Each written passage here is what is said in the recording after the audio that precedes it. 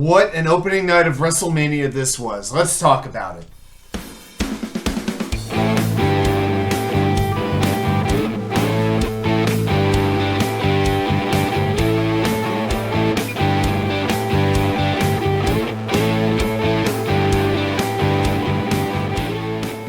And well, welcome back to New York Sports WickerMedia. I'm WickK99. Thank you, as always, for taking the time to watch these videos. So as I'm recording, night one of WrestleMania just ended about 10 or 15 minutes ago.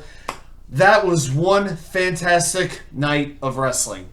One of the best top-to-bottom cards that I've seen in a long time on a pay-per-view. And night two's got quite a bit to live up to, but if it's anywhere close, this is going to go down as, I would dare say, maybe a top 5 WrestleMania of all time. It has been that good to start. So let's do a little recap of it. Kevin Hart did the intro video. I guess when you can't get The Rock, you get his stunt double. You get Mini-Me. But the opening match was Austin Theory and Johncena, which we all knew it would be. This was a very by-the-books match in my mind. Theory had a lot more of the offense than I think I expected. But it was Theory with, being a little bit of a coward. The only thing Cena really did, he just played his greatest hits, which is what he does at this point. You got your shoulder tackles, the suplex, the you can't see me, and the failed attempt at an AA. That is about 90% of John Cena's offense at this point. Theory got the win, which we talked about he had to get. Wins it with the A-Town down following a low blow. So Cena goes back to Hollywood, and let's see who Theory's next challenger will be for the United States Championship. I have to say this, though. The second match I thought was awesome. Considering the amount of time that they had to work with, which is only about 10 to 15 minutes, I thought those 4 tag teams, the Vikingraiders, American Alpha, the Street Profits, and Braunstrowman and Ricochet did about as well as they could have possibly done. And the highlight for me was the Chaos Theory suplex delivered by chadgable to a 400-pound Braun Strowman. The Chaos Theory is when basically Gable runs them into the turnbuckle, then kind of rolls them back, but instead of going for a pin, he holds on to them and elevates them into a German suplex, a belly-to-back suplex. I've seen him do it on a whole lot of people, but for a guy like Gable, who is not exactly a huge guy, very avid fitness guru, but for him to get Strowman up the way he did was just so impressive. And Titus O'Neil on guest commentary with the holy sugar honey iced tea. I love that. That you know what? Instead of using profanity from now on, I just might say holy sugar honey iced tea, Batman. Something like that. But Ivar, otherwise known as Hanson in the Ring of Honor days, finally broke out his moonsault, which I've seen him do quite a bit. He saved it for WrestleMania, didn't hit it, but it still looked really, really good. And at one point, Strowman does his Strowman Express, where he runs around the ring and tackles everybody. Did it one time, then he tried doing it a second time, but Angelodawkins of the Street Profits knocked him down. We have never seen that happen before, and I gotta tell you, that was pretty impressive. Montezford of the Street Profits has long been pegged as the breakout star. People have looked at Angelodawkins as the Marty Jannetty, the other guy in the team, as the Robert Gibson. That's sort of a thing. And you know what? Dawkins took it personally. He's had a lot of good matches, especially when Ford was out with a foot injury for a while. He stepped his game up, and he became a very, very useful worker on this roster. I don't see a world champion in him, but he could definitely be somebody who's going to be around for a while. But I got to say, he looked really good tonight, and for him to be the one to stop Strowman and knock him right down to the ground, that tells me something. That is pretty dang good. The Street Profits do get the win. It was finished off by a Montezford frog splash. I've been thinking that their time as a tag team would be ending pretty soon, that they might go in a singles direction, but maybe this is the beginning of one last run towards the tag team titles. It's going to be very interesting. So then, match number 3 was Seth Rollins against Logan Paul. These entrances, I have to talk about the entrances tonight were pretty unbelievable. But for Logan Paul to come out number 1 on a harness, I never thought I would see anybody on a harness in WWE again after after Owen Hart passed away all those years ago. It felt a little bit uncomfortable to watch it. He wasn't overly high in the air, but he was still talking and being a wise ass, which he always is. But yeah, for some of us, that still hits a little bit close to home. And you knew that there would be some sort of exciting entrance for Seth Rollins. There had to be for WrestleMania. And when they bring out a conductor with a baton dressed in a tuxedo, I was like, it's the most obviously perfect idea. It was absolute genius. Rollins comes out to the ring in red and purple and pink. At one point, he takes his jacket off, and he's got like these straps with the collar attached to his pants. I mean, he looked like a reject of 1995 Jeff Jarrett. I mean, it was just a weird look.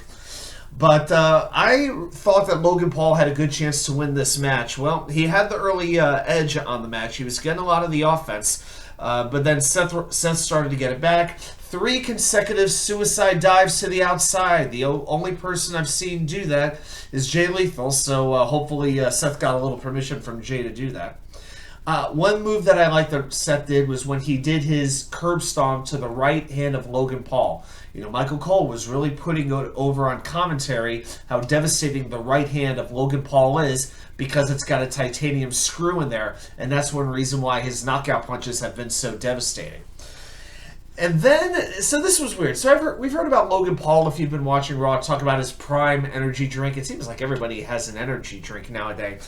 Well, he comes to the ring with like a life-size bottle of the Prime energy drink. And as it turns out, it was this guy KSI. Now, I got no idea what a KSI is or who he is, where it came from. I don't know what it is. But he basically had everything set up. Rollins is laid out on the table. Logan Paul's going to do what he's done in the past, do that flying elbow through the table. But at the last second, and this was fantastic, Seth gets up, pulls KSI onto the table just as Logan is about to jump, and he drives KSI through the table, eliminating him from the match. Fantastic move. And then, this was where I didn't see this one coming. Seth's got the wave of momentum. At that point, he throws Logan back into the ring, gives him the pedigree, and Logan Paul kicks out. I did not see a kick out coming at that point. But the finish of the match comes after Logan is going for the coast-to-coast super kick, the old Van Terminator. Seth counters it with a super kick, curb stomp, end of the match, Seth Rollins wins it. With Seth winning, I don't know if we're going to see these two have another match again, but I would definitely like to see it. All right, then came the women's the 6-woman tag team match between Damage Control versus Trishstratus, Lita, and Beckylynch. Probably this was a little bit of a chaotic match. It was like a little kind of all over the place. It wasn't very organized. I think they knew they were going to be in sort of the come-down spot of the night, so they had to do what they could to try to keep the crowd engaged. I thought one of the cool moments is when Trish did her Frankensteiner, when she runs to the turnbuckle, grabs the bottom rope, and swings herself up, and delivers the Hurricane Rana to her opponent. Well, dakotakai blocked it the first time, but then they've got Dakota perched on the turnbuckle facing the outside of the ring, and then Lita and Becky help Trish get up to do the Frankensteiner out to the floor, and she throws Dakota right onto Bayley and iyosky. Very, very inventive move. Again, I thought this match was very good, fast-paced, but a little bit hard to follow. The win comes with a manhandle slam from Becky to Bayley, so there are a lot of people I know who were picking Damage Control, but it was Trish, Lita, and Becky emerging victorious. Then came the Battle of the Mysterios, Rey versus Dom. I knew, if nothing else, this was going to be quite the spectacle, and what a spectacle it was. I don't know if I've ever seen in a match, I can't remember the last time I saw a WrestleMania match that had 2 entrances that were that good. It's hard to think of that. I mean, you could say Shawn and The Undertaker at WrestleMania 25, maybe, just because of what it represented, the heaven and hell. But I thought these two were just genius. The fact that they start out with Dom in a jail cell, getting put into a police van, handcuffed by a bunch of cops, and then they cut back to SoFi Stadium, and they're backing the police car, the police van, into the arena, and the sirens are going off. It's like Scott Steiner was going to come out for an entrance or something. And they take him out, and I love this. Dominic didn't even get to walk down the ramp. He's walking through the aisle. He's walking through the crowd like it's the old ECW, you know, when WWE had ECW. And they'd always walk on the little side aisle instead of the main aisle. I thought that was very well done. And I saw some people on social media talking about, well, why doesn't Dom should have the lowrider, you know, to rub it in the face, because, you know, he said that Eddie was his father. Well, there was a lowrider, but it was Snoop Dogg driving the lowrider and Rey Mysterio along for the ride. They even played a little bit of Eddie Guerrero's old theme music, which was really, really cool for them to do. And I didn't even know. This match was sponsored by Cinnamon Toast Crunch. It felt a little bit weird looking at the ring with the bright colors and, you know, the Cinnamon Toast Crunch logo on there. It looked like the New Day were going to be in this match or something like that. But thankfully, we did not actually have to see any boxes of Cinnamon Toast Crunch. There were no Cinnamon Toast, you know, they could have sprinkled Cinnamon Toast Crunch on the ring and use it like thumbtacks or something like that. But we didn't see that in this match. But Dom still was provoking both his mom and sister, who were on the outside in the front row. At one point, Aaliyah, you know, Dom's sister, Ray's daughter, has like a red Solo cup. She's got like a drink, and the fact that she's holding that drink out, she's making this all too obvious. Dom takes the cup, throws the drink in her face, and at that point, up until that point, Dom had been controlling most of the match, but Ray really took over, got really, really ticked off.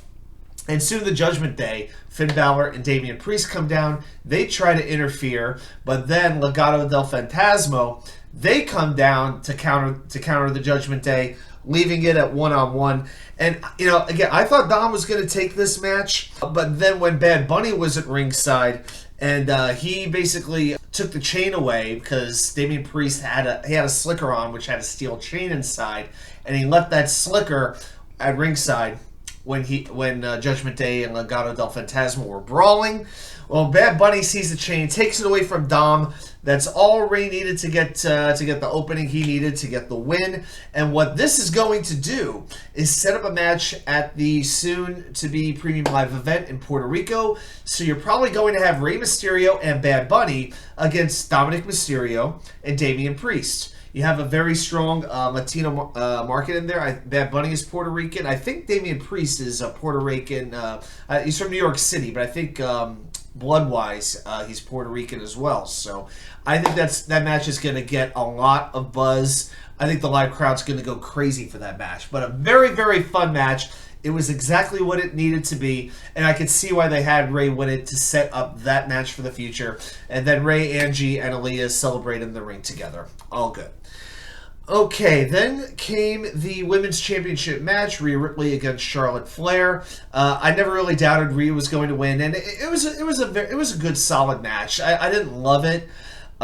Charlotte did hit her twisting moonsault to the outside, and a lot of her critics will say, she didn't get it all. There's some people who just love to hate on Charlotte, but I thought it was good that Charlotte was able to kick out of one riptide, but when Rhea hit the next riptide from the top rope, you knew that was going to be it. And the fact that it took a riptide from the top rope to win the match, can't complain about that. The crowd was very solidly behind Rhea in this match. I definitely would have been going against the grain.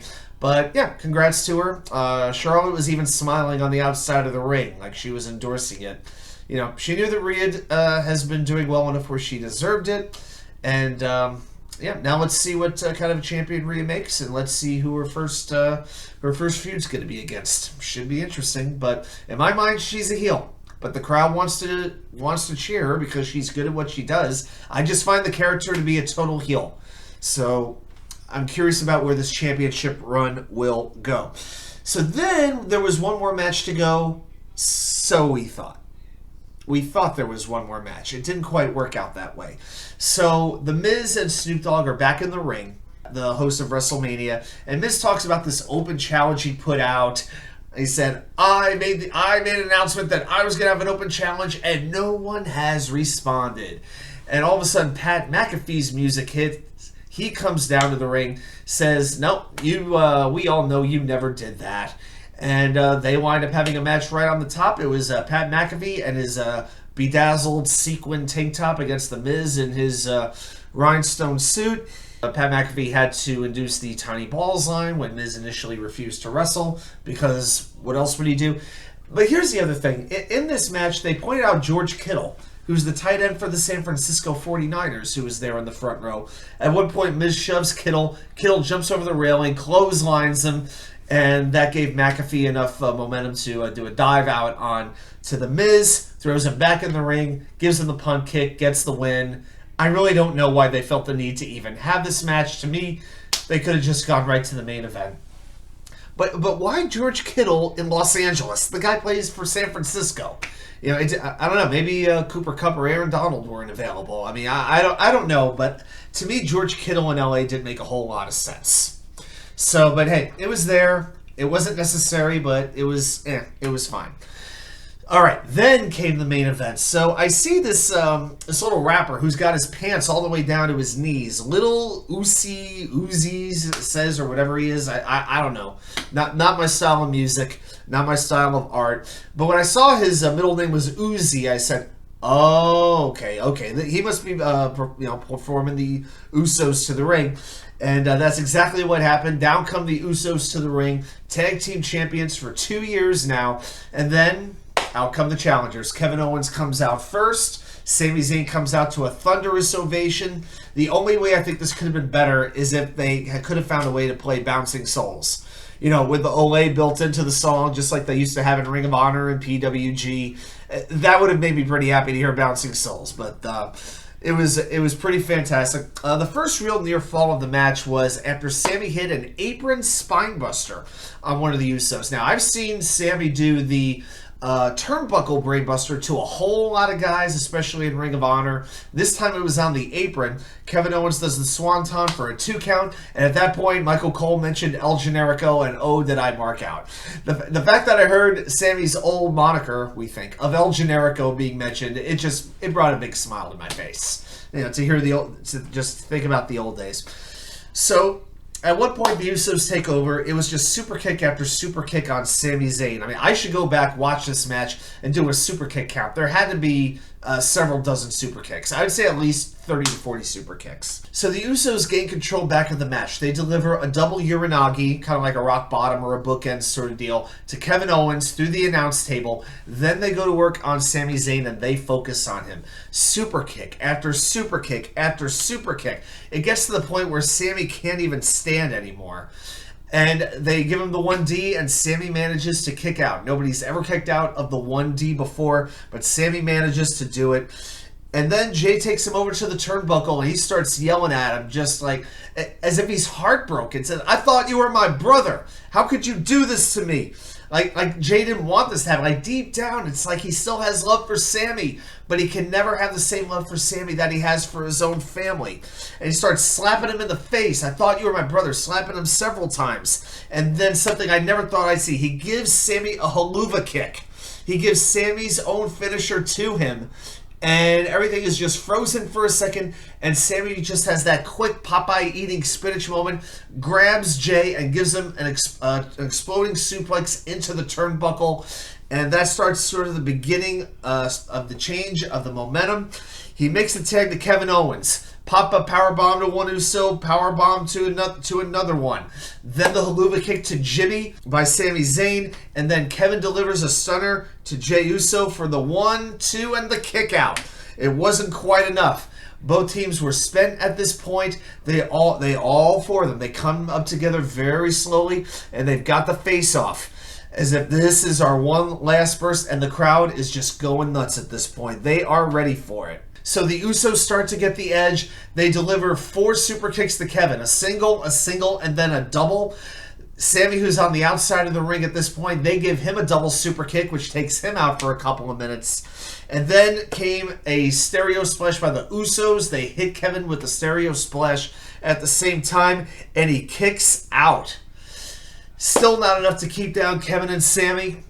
And then they put Kevin up on the top turnbuckle. This is where it's getting towards the end. It looks like they're going for a superplex, like Jay's going to go for a superplex. Well, Sami comes back in, pulls Jimmy out of the ring, throws him out of the way, and Kevin pulls off his brainbuster, sort of like it was sort of his superplex slash neck breaker, completely immobilizes Jay, and then up comes Sami screaming, shaking, his hair flying everywhere, his beard flying everywhere, begging for the tag, begging for that tag.